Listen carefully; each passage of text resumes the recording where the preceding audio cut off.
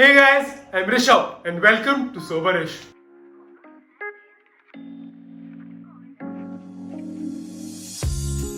So today I have a layered shot for you, which I like to call the Blue Jäger Monster. So for layering a drink, you can use a big bar spoon, but in case of a shot, you need very precise layering, so we'll be using a small dessert spoon. So for the bottom layer, we'll be adding some blue Curacao. On top of that, we'll be adding some Jagermesiter, and for the top layer, we'll be using some vodka. Let's get started.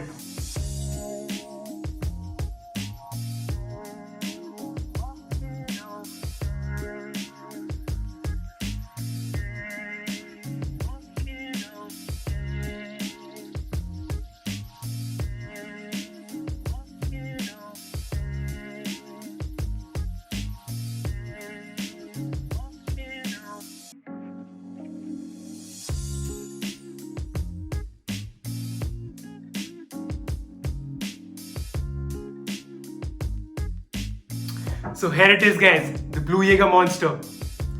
I'm pretty sure you are able to see the layers. Okay.